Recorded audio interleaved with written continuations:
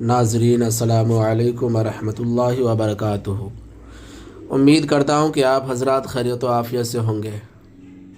اگر ہمارے چینل پر تشریف پہلی مرتبہ لائیں تو چینل کو سبسکرائب ضرور کر دیں گے۔ ویڈیو پسند آ جائے تو لائک بھی کر دیجیے گا، ساتھ ہی کمنٹ بھی ضرور کر کے مجھے بتائیے گا کہ کیا ایسا کرنا درست ہے۔ تو حضرات، میں یہ بتانا چاہتا ہوں کہ آج سے کچھ روز قبل جو ایک پورنیہ میں پروگرام ہوا تھا، جلسہ ہوا تھا، جس کا نام رکھا گیا تھا اصلاح ایمان و عمل کانفرنس، جس میں مقرر خصوصی کی حیثیت سے خطیب اہل سنت حضرت علامہ مولانا مفتی شہریار صاحب قبلہ صاحب تھے، جس میں ناظم کی حیثیت سے کفیل عنبر تھا، اور خصوصی نوٹ خواں کی حیثیت سے شبیر برکاتی کو مدعو کیا گیا تھا۔ جملے پر آپ غور کرنا، خصوصی نعت خواں کی حیثیت سے میں نہیں کہہ رہا ہوں، خصوصی نوٹ خواں کی حیثیت سے شبیر برکاتی کو مدعو کیا گیا تھا۔ اس جلسے کے اندر افراتفری کا ماحول بنا، آپس میں لوگ جھگڑنے لگے، جس کو ہمارا دین قطعی اجازت نہیں دیتا۔ اس کی وجہ، اس کی بنیاد یہی تھی کہ شبیر برکاتی نے ایسے لب و لہجے میں، ایسے انداز میں نعت خوانی کیا جو ہمارے دین کے خلاف تھا، جو ہمارے شریعت کے خلاف تھا۔ اسی کی اصلاح میں حضرت علامہ مولانا مفتی شہریار خاں صاحب قبلہ نے اس کی اصلاح کی، جس کی بنیاد پر کفیل عنبر، شبیر برکاتی اور دیگر چند ایسے علماء تھے جو منبر نور سے اٹھ کر کے جانے لگے۔ اس کے بعد کفیل عنبر نے حضرت علامہ مفتی شہریار خاں صاحب قبلہ کے ساتھ زبان درازی کی، جو بالکل جائز اور درست نہیں ہے۔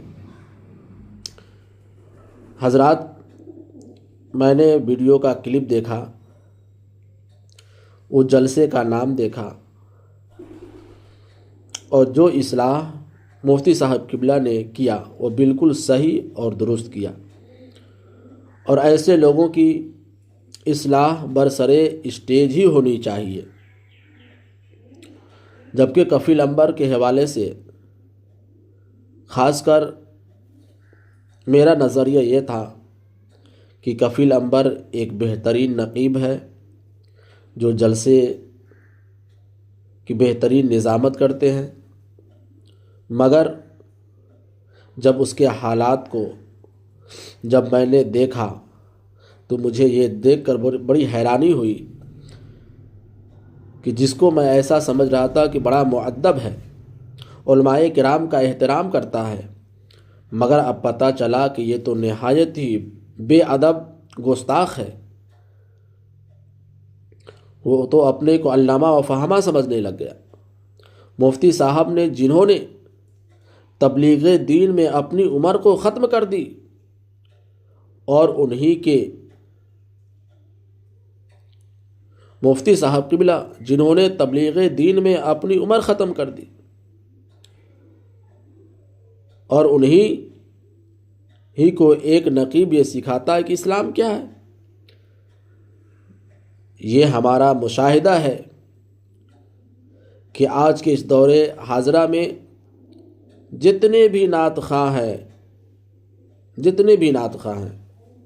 چند کو چھوڑ کر کے جب سے منبر رسول پر آئے ہیں، منبر کی حرمت کو پامال کر کے رکھ دیا ہے۔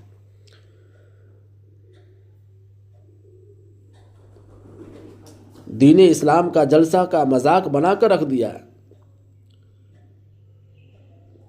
حضرات، کلپ دیکھ کر قلبی رنج ہوا، کلپ دیکھ کر قلبی رنج پہنچا۔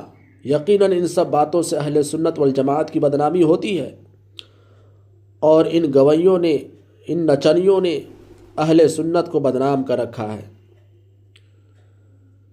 کفیل عنبر کا مفتی صاحب سے یہ کہنا کہ جب آپ کو معلوم تھا کہ شبیر برکاتی آ رہا ہے تو آپ کو نہیں آنا چاہیے۔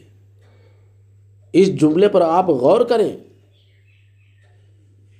کفیل عنبر اس جلسے کے اندر مفتی شہریار خاں صاحب قبلہ سے کیا کہہ رہا ہے؟ کفیل عنبر کے کہتا ہے کہ مفتی صاحب کو جب معلوم تھا کہ شبیر برکاتی آ رہا ہے تو آپ کو نہیں آنا چاہیے۔ اس کے جملے سے صاف ظاہر ہو رہا ہے کہ آج کی کانفرنس نچنیوں اور گویوں کے لیے خاص ہے، مصلح کی قطعی ضرورت نہیں ہے۔ اس کے جملے سے کئی طرح کے جرم ثابت ہوتا ہے۔ نمبر 1، عالم دین کی توہین و تحقیر کا جرم۔ نمبر 2، دینی جلسوں کے تقدس کے پامالی کا جرم۔ نمبر 3، ایک بڑے عالم دین کے ساتھ زبان درازی کرنے کا جرم۔ نمبر 4، اپنے حرکت قبیحہ سے بدنظمی قائم کرنے کا جرم۔ 5واں اور سب سے بڑا جرم یہ کہ حق کو جانتے ہوئے باطل کی حمایت کرنے کا جرم۔ حضرات، جس بات کا حکم مفتی صاحب دے رہے تھے یقیناً وہ نیکی کے قبیلے سے ہے، بلکہ انہوں نے یہاں تک کہ کہا کہ اس علاقہ میں دیوبندی غیر مقلد بھی ہے۔ وہ تو کل سے کہیں گے کہ سنیوں کے جلسے میں ناچ ہوتا ہے، پھر بھی کفیل عنبر نے گناہ کے کام اور سرکشی کی حمایت میں ایک عالم دین مصلح کے ساتھ زبان درازی کا مظاہرہ کیا۔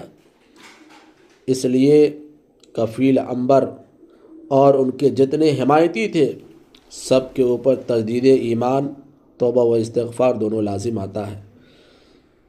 حضرات، ایک بڑا اچھا نوٹ آیا ہے جو محمد طارق رضا شمسی صاحب نے لکھا ہے، کاش کہ پھر وہی دور لوٹ آتا۔ ماشاءاللہ، کاش کہ پھر وہی دور لوٹ آتا۔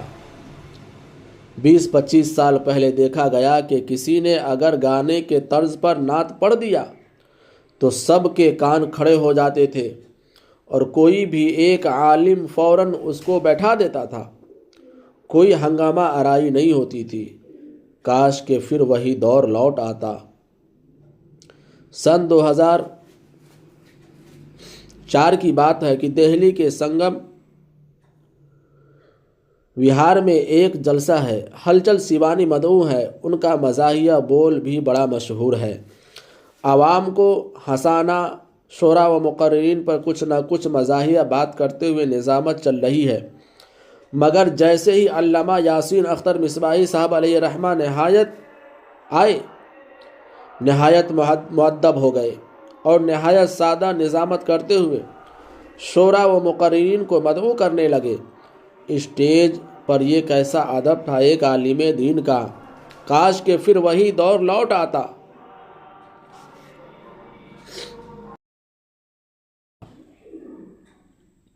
سن 1998 کی بات کرتے ہیں کہ جمشید پور کے گاندھی میدان میں ایک 2 روزہ بڑی کانفرنس ہے بنام جشن خواجہ غریب نواز۔ علامہ ارشد القادری علیہ رحمہ مدعو ہیں، بیکل اتساہی، اجمل سلطان پوری اور دیگر بڑے بڑے شعراء بھی مدعو ہیں۔ اسی میں ظفر جلال پوری بھی ہیں، چہرے پر داڑھی نہیں ہے۔ علامہ صاحب کا ادب کرتے ہوئے رومال لپیٹ کر اپنا منہ چھپائے ہوئے ہیں۔ اچانک علامہ ارشد القادری علیہ رحمہ کی نظر پڑی اور گال پر تماچا رسید کر دیا، مگر کوئی ہنگامہ آرائی نہیں ہوئی۔ کاش کہ پھر وہی دور لوٹ آتا۔ راز الہ آبادی اپنے وقت کے بہترین ادیب اور شاعر تھے۔ ایک جلسہ میں اپنا مشہور زمانہ کلام پڑھ رہے تھے جو یاد مصطفیٰ سے دل کو بہلایا نہیں کرتے۔ یہ کلام بہت مشہور ہوا کہ جو یاد مصطفیٰ سے دل کو بہلایا نہیں کرتے، حقیقت میں وہ لطف زندگی پایا نہیں کرتے۔ حضور مفتی اعظم ہند علیہ رحمہ تشریف فرما تھے، برجستہ اصلاح فرماتے ہوئے فرمایا کہ بہلانا جھوٹی محبت ہے، گرمایا نہیں کرتے پڑھو۔ بہلایا کی جگہ گرمایا نہیں کرتے، یہ پڑھو۔ بلا چون و چرا اصلاح قبول کرتے ہوئے قدم بوسی کو جھک گئے۔ اپنا ادیب ماہر اور شاعر ہونا نہیں جتایا، کاش کہ پھر وہی دور لوٹ آتا۔ زمانہ ماضی میں لفظ کملی پر جو کچھ لکھا گیا اور مباحثہ ہوا وہ اپنی جگہ، مگر اسٹیج پر اس اصلاح کو لے کر کبھی ہنگامہ آرائی نہیں ہوئی۔ حضور تاج الشریعہ علیہ رحمت الرضوان لفظ کملی کو کمبل کی تصغیر بتاتے ہیں، اور تصغیر کا لفظ حضور صلی اللہ علیہ وسلم کی شان کے لائق نہیں ہے۔ تصغیر کا لفظ حضور صلی اللہ علیہ وسلم کے شان کے لائق نہیں سمجھتے تھے، لہٰذا کئی مشہور علماء کو اس لفظ پر توبہ کرا چکے تھے، مگر کوئی ہنگامہ آرائی نہیں ہوئی۔ کاش کہ پھر وہی دین لوٹ آتے، کاش کہ پھر وہی دور لوٹ آتا۔ سیوان کی ایک بہت بڑی کانفرنس ہے، پورے ہندوستان کے جید علماء مدعو ہیں۔ بحر العلوم علامہ عبد المنان اعظمی تقریر فرما رہے ہیں۔ دوران تقریر آپ نے ایک جملہ فرمایا، آج کا بد نصیب مسلمان۔ کیا فرمایا؟ آج کا بد نصیب مسلمان۔ اسٹیج پر آقائے نعمت حضور مفتی اعظم ہند علیہ رحمت و رضوان تشریف فرما ہے۔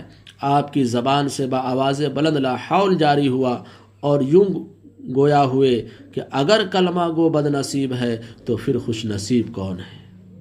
پھر فرمایا مسلمان کم نصیب تو ہو سکتا ہے مگر بد نصیب نہیں ہو سکتا۔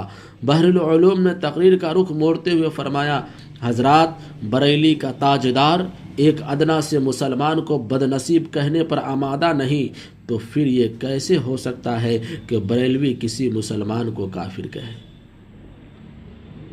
اللہ اللہ، اصلاح کس کی ہو رہی ہے اور کیسے الفاظ پہ ہو رہی ہے جس میں تاویل کے ہزاروں گوشے ہیں، مگر اصلاح قبول فرمایا۔ کاش کہ پھر وہی دور لوٹ آتا۔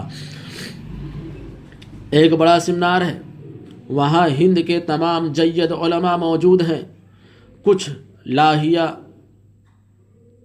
عمل تشکیل پا رہا ہے، کچھ لاہیہ عمل تشکیل پا رہا ہے۔ حضور مجاہد ملت علیہ رحمہ صدر مجلس ہیں۔ خطیب مشرق مشتاق احمد نظامی علیہ رحمہ گویا ہوئے کہ حضور فلواری شریف کا بھی مسئلہ حل ہو جائے، کیونکہ معاملات تو اہل سنت ہی کے ہیں، معاملات تو اہل سنت ہی کے ہیں۔ اتنا سننا تھا کہ حضور مجاہد ملت چراغ پا ہو گئے اور زور سے ڈانٹتے ہوئے فرمایا، مشتاق تمہیں کچھ نہیں آتا ہے، صرف چشمہ لگا کر تقریر کرنا جانتے ہو، ابھی اتنے مسائل ہیں اور تم ایک نیا مسائل کھڑا کر رہے ہو۔ خطیب مشرق دونوں ہاتھ جوڑ کر سر جھکائے عرض کرنے لگے، جی جی حضور، جی حضور۔ خطیب مشرق ہے، زمانہ آپ کی تقریر کا دیوانہ ہے، دیابانہ وہابیہ خائف ہیں، آپ کا نام سن کر امڑتے ہوئے سیلاب کی طرح بھیڑ اکٹھی ہوتی ہے، ہزاروں کی بیچ میں ڈانٹ پڑ رہی ہے، مگر کیا مجال ہے کہ تھوڑی بھی لب کشائی کی ہو یا دل میں کوئی بغض یا نفرت پالا ہو۔ بلکہ بعد میں خطیب مشرق فرمانے لگے، چلو تقریر کی سند تو مل گئی ہے، کاش کہ پھر وہی دور لوٹ آتا۔ ایک موقع پر کسی غیر مناسب بات کو لے کر کے علامہ ارشد القادری علیہ رحمہ بیکل اتساہی سے غصے میں فرما دیا کہ بیکل نہیں بے عقل ہیں۔ اتنے بڑے شاعر صاحب، دیوان جس کو سننے اور دیکھنے کے لیے بےتاب ہے، اہل زبان ان کو ایسی بات بولا جائے، کیا برداشت کر سکتا ہے کوئی؟ مگر نہیں، ایک عالم کے ادب کا تقاضا یہی ہے کہ خاموش رہا جائے۔ کاش کہ پھر وہ دور لوٹ آتا۔ ادب سے ہی انسان ہے، ادب جو نہ سیکھے وہ حیوان ہے۔ با ادب با نصیب، بے ادب بد نصیب۔ دلوں کو مرکز مہر و وفا کر، حریم کبریا سے آشنا کر۔